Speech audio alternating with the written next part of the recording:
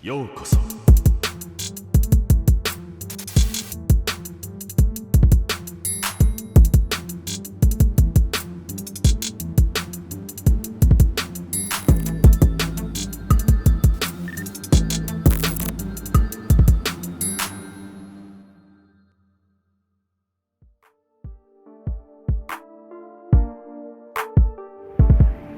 ようこそ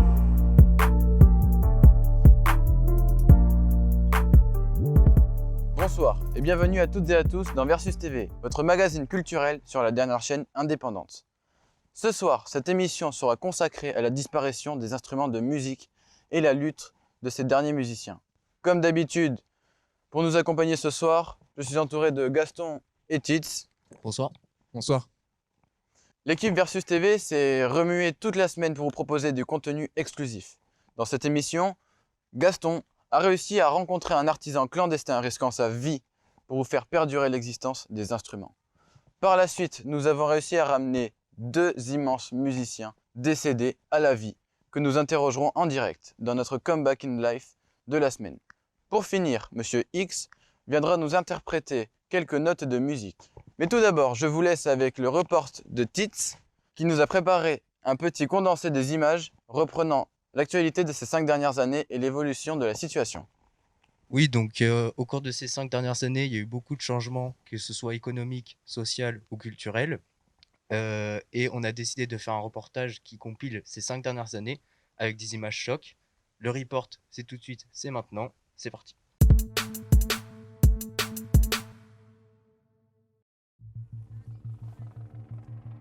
Depuis quelques années, la planète est bouleversée. Les incendies ravagent des forêts entières. La production de métaux faite dans des conditions dangereuses provoque des ravages sur la nature et se fait de plus en plus rare. L'agriculture intensive appauvrit les sols. Par conséquent, les ressources et matières premières ne sont plus suffisantes pour toute la planète.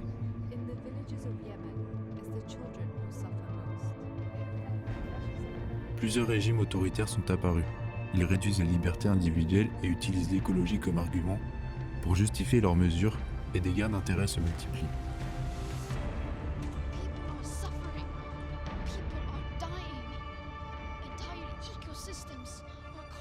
La pression est trop importante sur les ressources terrestres, des mesures sont prises, une première loi interdit la production et la vente d'instruments. Par la suite, une deuxième loi oblige les propriétaires d'instruments à les remettre à l'État pour en utiliser les matières premières afin de construire ces objets utiles.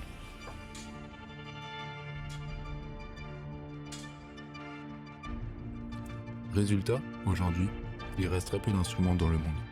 Seuls certains individus retranchés en groupes résistants en cachent encore et forment un réseau de contrebande. Les téléphones sont devenus des instruments. La technologie permet maintenant de reproduire la physique d'un instrument et les grandes anciennes d'instruments classiques ont fermé pour cause de faillite.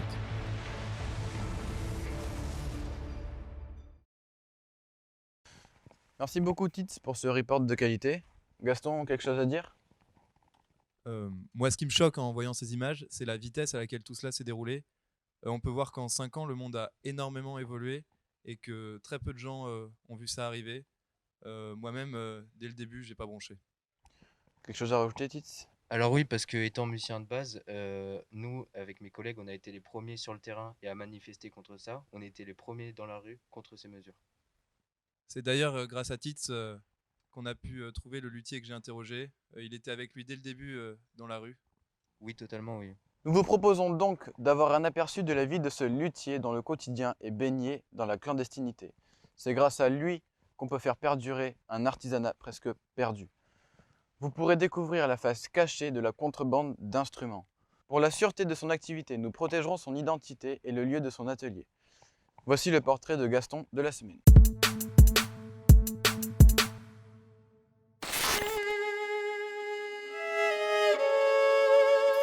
Les gouvernements font des bêtises quelquefois.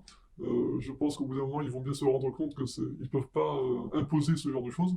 Il y aura tellement de musiciens qui auront envie de jouer sur leurs instruments que, à mon avis, ça va crever les choses.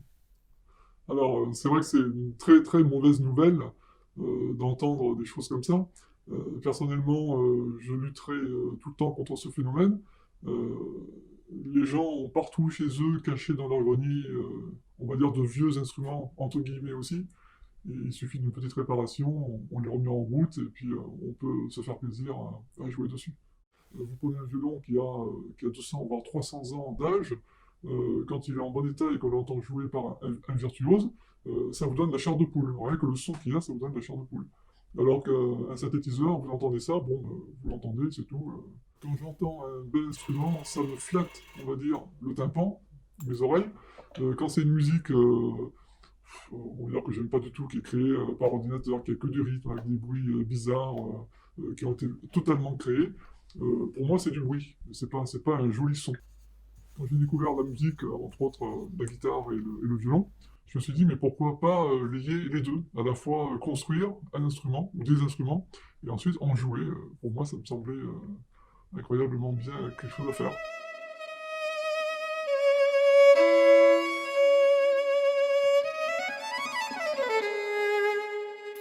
Donc là, dans le violon, il y a quand même beaucoup de choses à faire. Tout ce qui tourne autour du violon, il peut y avoir des décollages, on rectifie les chevilles ou on change des chevilles, on change des chevalets, on change des cordes, on change des cordiers, on change des mentonnières, on met des âmes en place, on fait des retouches de vernis. Il y a des instruments où je suis intervenu quelquefois.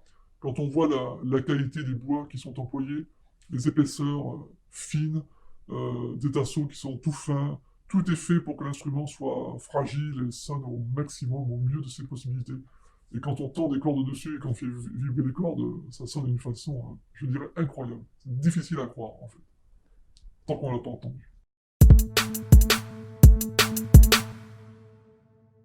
Ce qui est fou, c'est que depuis 5 ans, il a vraiment pas changé. C'est l'un des fondateurs des réseaux de clandestinité, donc c'est très important. Et c'est grâce à ces personnes-là qu'aujourd'hui, il y a toujours de l'espoir pour les instruments de musique. Merci pour ton témoignage, Tits. Bon, comme vous l'attendez tous, on va maintenant passer à la chronique favorite. Le principe, vous commencez maintenant à le connaître. Grâce à l'évolution de la technologie, nous ramenons chaque semaine 2 personnes décédées le temps d'une conversation, afin d'avoir leur réaction sur la situation actuelle. Cette semaine, j'interroge 2 artistes qui ont révolutionné la musique. Je vous prie donc d'accueillir le premier invité. C'est une légende dans le domaine du rock'n'roll français, avec plus de 110 millions de disques vendus entre 1960 et 2017. Vous le connaissez tous pour son tube Marie.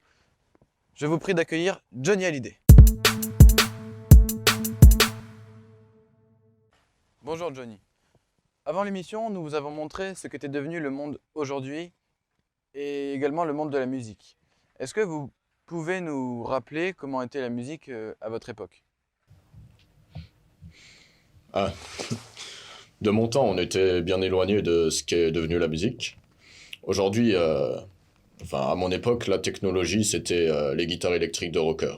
Je me rappelle de l'époque où j'étais en studio en train d'enregistrer Laisse les filles et sortir mon 45 tours chez Vogue. C'était en 1960. C'était une toute autre dimension, les concerts dans les bars, les émissions chez les Carpentiers. On jouait du rock'n'roll et c'était le feu. Puis, être un artiste à l'époque, c'était différent. Notre vie privée n'était pas traquée par des journalistes et tout était plus facile à contrôler. Et que pensez-vous de ce qu'est devenue la musique aujourd'hui?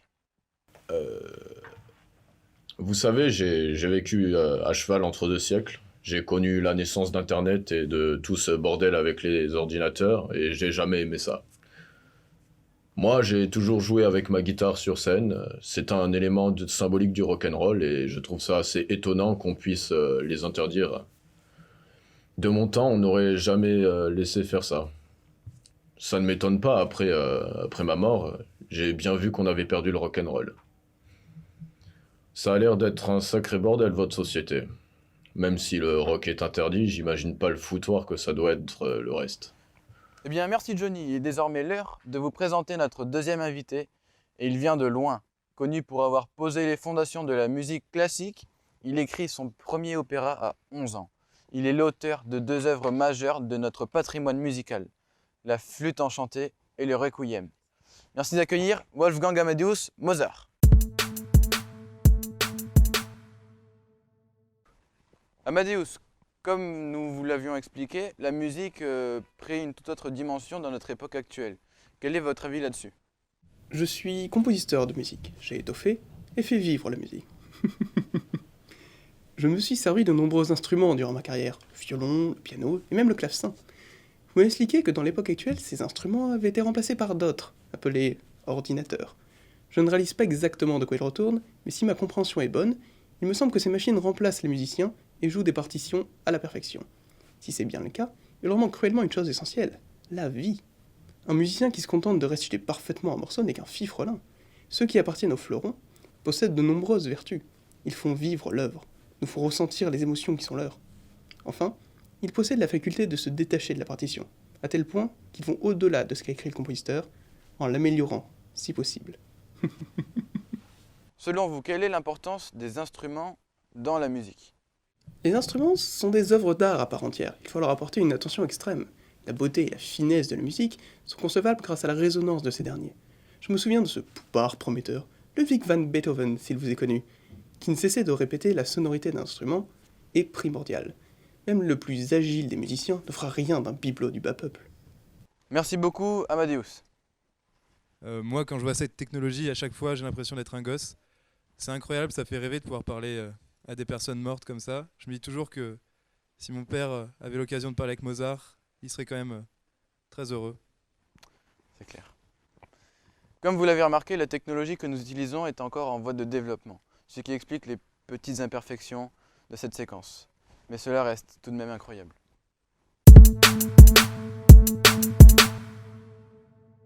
Aujourd'hui, dans Monsieur X, nous accueillons un homme qui a choisi de ne pas se soumettre et de continuer son activité. Saxophoniste depuis son plus jeune âge, il a eu le courage de continuer à jouer malgré les lois. Il a accepté de participer à cette émission et va nous parler de sa vie, de son combat. Merci d'accueillir Monsieur X.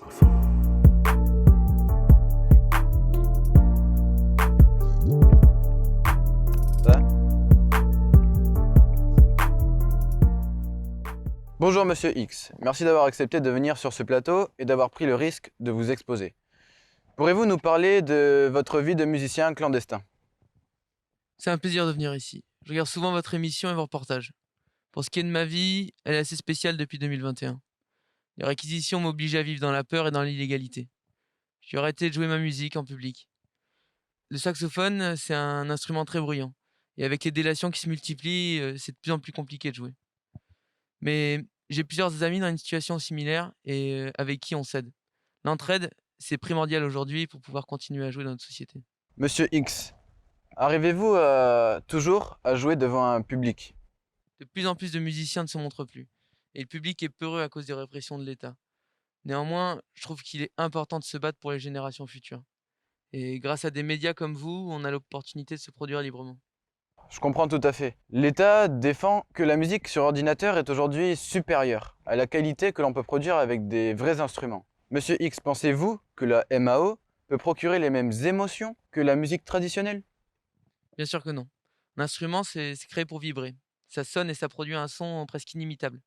Je trouve juste dommage que l'État impose la musique numérique. C'est un outil très pratique et on peut l'allier parfaitement avec des instruments classiques. Je pense même qu'utiliser la MAO avec un vrai instrument, ça permet d'arriver à un subtil mélange entre une mélodie et une originalité particulière. Selon moi, à force d'utiliser seulement la MAO, les artistes se formalisent derrière des processus similaires. Et ils font que des copier-coller et changent juste quelques kicks ou des synthés. Est-ce que, avant de jouer, vous avez un dernier message à faire passer à nos téléspectateurs? Je dirais que les gens, en particulier les jeunes, devraient se concentrer sur la lutte contre les oppressions du gouvernement. On ne peut pas leur enlever leurs droits et encore moins supprimer toute une partie de la culture. Cette réforme touche à la liberté d'expression et c'est inadmissible. Alors s'il vous plaît, faites en sorte que ça change. C'est un joli message que vous nous passez là. Nous allons maintenant passer au live. Monsieur X a accepté de venir jouer sur notre plateau pour un concert illégal. Il joue du saxo depuis plus de 10 ans. C'est un saxophoniste reconnu avant l'interdiction des instruments. Vous êtes bien branché, Monsieur X? Alors c'est parti.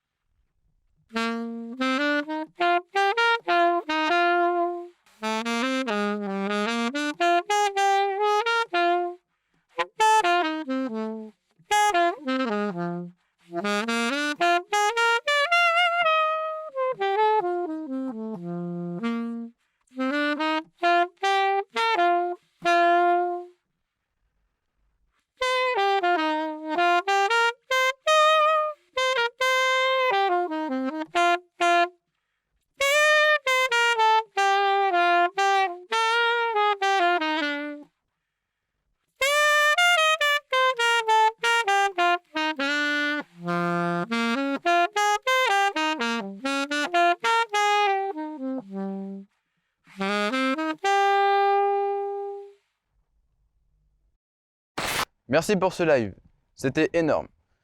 C'est tout pour ce soir, merci à tous de nous avoir suivis, merci à la prod. On se capte la semaine prochaine, bonne soirée. ようこそ